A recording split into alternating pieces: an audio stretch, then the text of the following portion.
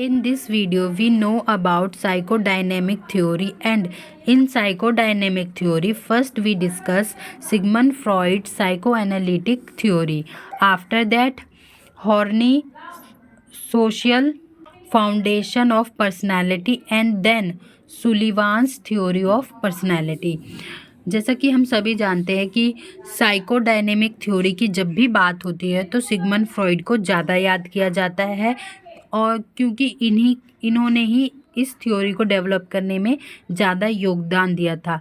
लेकिन इनके अलावा भी बहुत से ऐसे साइकोलॉजिस्ट हैं जिन्होंने इस थ्योरी को डेवलप करने में अपना योगदान दिया है, जैसे कि हॉर्नी हो गए, एडलर, एरिक्सन, जंग, सुलिवान। इन सब की थ्योरी को भी हम इस वीडियो में पढ़ेंगे।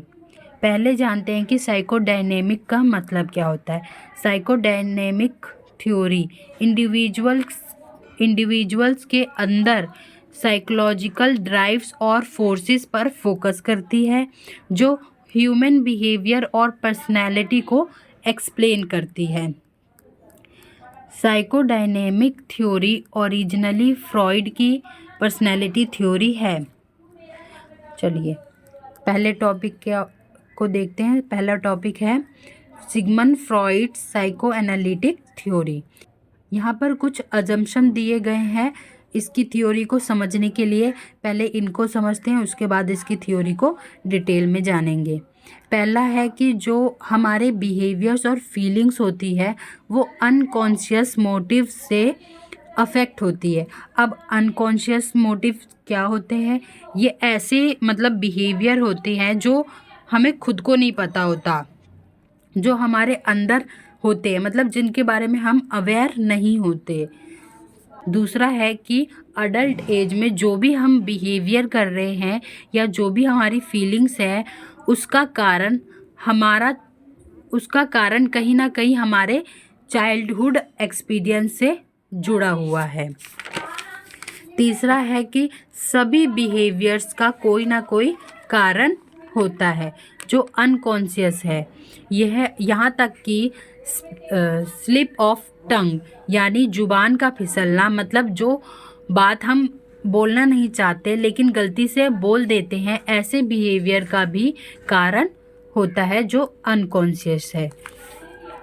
फोर्थ है पर्सनैलिटी 3 पार्ट्स में बनी है। पहला इड, दूसरा ईगो और तीसरा सुपर ईगो। इनको भी हम डिटेल में आगे जानेंगे। 5वां है बिहेवियर 2 ड्राइव्स से मोटिवेट होती है। पहला है इरोस जो सेक्स ड्राइव और लाइफ इंस्टिंक्ट है। दूसरा है थैनाटोस जो एग्रेसिवनेस और ड्राइव और डेथ इंस्टिंक्ट है। ये दोनों इड के अंदर आते हैं। 6th है अनकॉन्शियस माइंड के पार्ट्स जो कि इड और सुपर ईगो है। ये हमेशा कन्फ्लिक्ट करते हैं यानी लड़ते झगड़ते रहते हैं कॉन्शियस माइंड के पार्ट के साथ जो कि ईगो है। 7वां है साइकोसेक्सुअल डेवलपमेंट, ये डेवलपमेंट हमारी बचपन में होती है। आइए अब इसकी थ्योरी को डिटेल में पढ़ते हैं। सिगमंड फ्रॉइड ने डिग्री हासिल करने के बाद इमोशनल प्रॉब्लम्स के ट्रीटमेंट में स्पेशलाइजेशन हासिल की और new developmental techniques, hypnosis, dream analysis और फ्री एसोसिएशन जैसी टेक्निक्स को प्रैक्टिस करना शुरू किया। विनीस के फिजिशियन जोसेफ के साथ काम करना शुरू किया। और ये फ्रॉइड क्या करते थे, वो जो डॉक्टर थे और जो पेशेंट थे उनके बीच की बातें सुनते थे।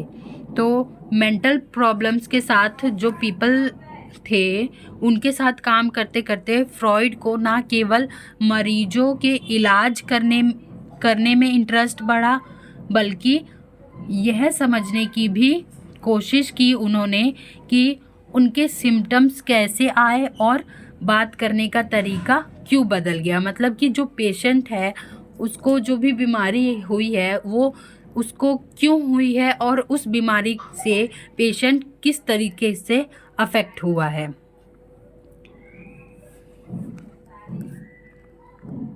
सिगमंड फ्रॉइड का मानना था कि बिहेवियर का कोई ना कोई कारण जरूर होता है।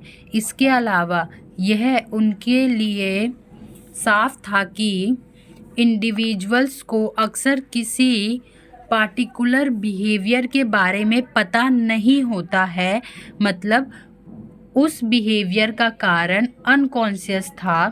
तब फ्रॉइड ने कारण की खोज करना शुरू किया ताकि इसे कॉन्शियस किया जा सके। इसे मतलब जो कारण है वो कॉन्शियस हो सके, उसको उसके बिहेवियर का कारण पता चले कि वो क्यों कर रहा है सब बिहेवियर। उन्होंने एक काम और शुरू किया जो था पर्सनैलिटी को एक्सप्लेन करना, ताकि वह ह्यूमन माइंड की वर्किंग प्रोसेस को समझ सके। फ्रॉइड का साइको एनालिटिक थ्योरी इन 3 हेडिंग से समझा जा सकता है। पहला, स्ट्रक्चर ऑफ पर्सनैलिटी, दूसरा डायनेमिक्स ऑफ पर्सनैलिटी, तीसरा डेवलपमेंट ऑफ पर्सनैलिटी। अब इन तीनों को थोड़ा डिटेल में जानेंगे। Structure of personality. पर्सनैलिटी को समझने के लिए इस 2 मॉडल्स को समझना होगा, जो कि पहला है टोपोग्राफिकल मॉडल, दूसरा है डायनेमिक और structural model. Topographical model state of consciousness, यानी इसमें हम कॉन्शियसनेस की बात करेंगे। सिगमंड फ्रॉइड का टोपोग्राफिकल मॉडल मन के कॉन्फ़िगरेशन को रिप्रेजेंट करता है। फ्रॉइड ने मेंटल फंक्शनिंग को कॉन्शियसनेस के 3 स्टेट में डिस्क्राइब किया। पहला,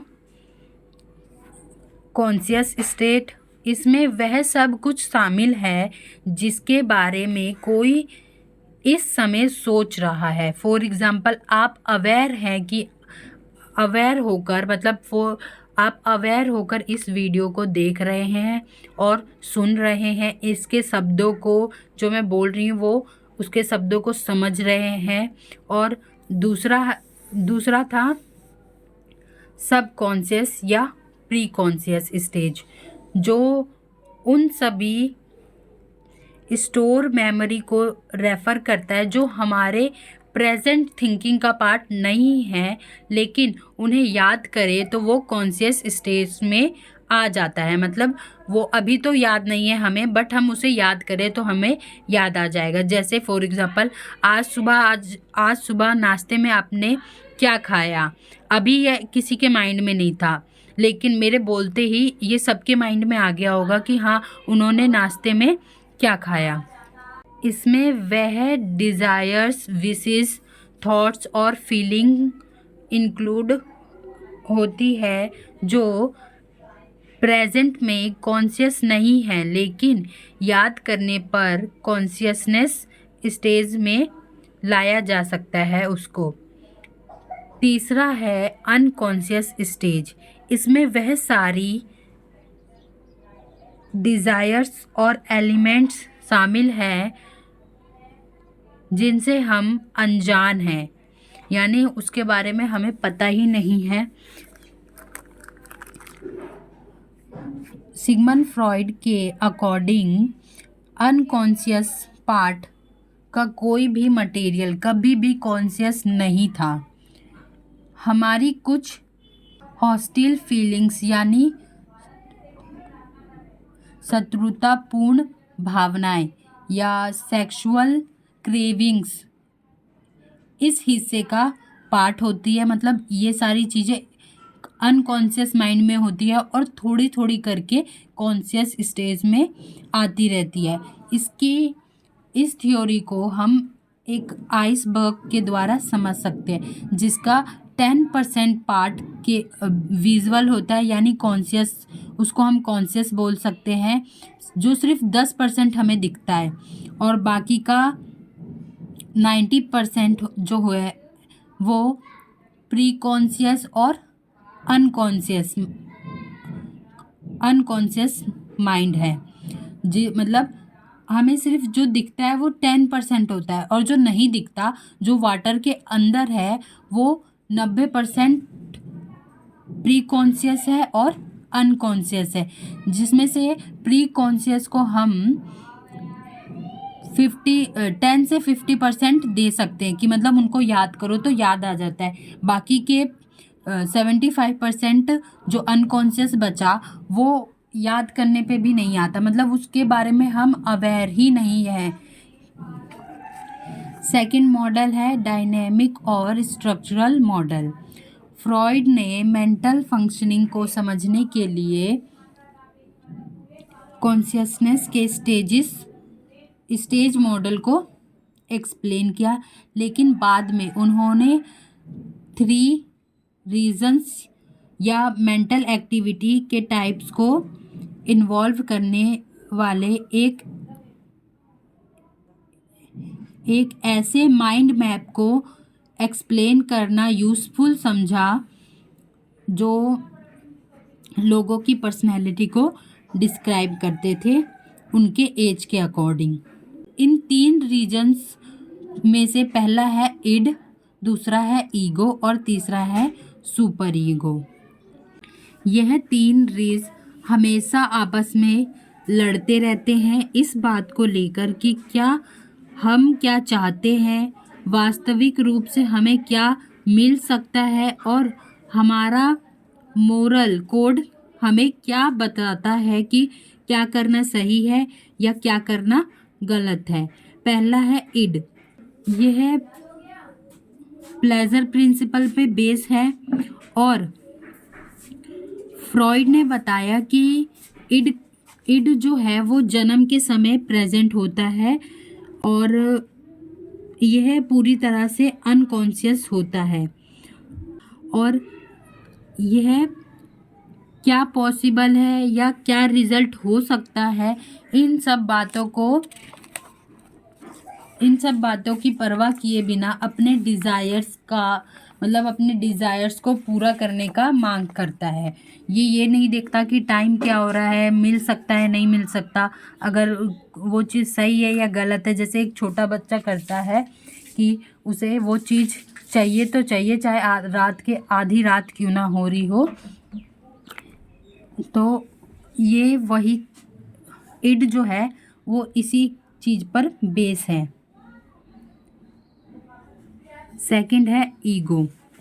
ये रियलिटी प्रिंसिपल पर बेस करता है, जो कि ये बताता है कि अपनी डिज़ायर्स को कैसे पूरा किया जा सके, मतलब वो हमारे पूरा होने तो पॉसिबल है लेकिन उसको टाइम के अकॉर्डिंग पूरा किया जाए। जैसे एक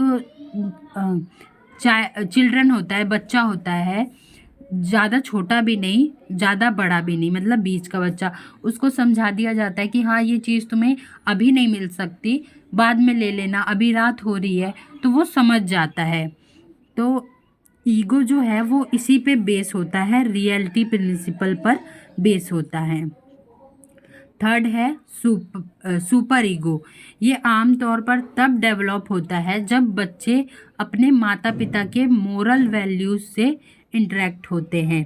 इस सेटिंग में बच्चा आइडियल बिहेवियर और मॉरल वैल्यूज़ यानी क्या सही है क्या गलत है इनके बारे में सीखता है।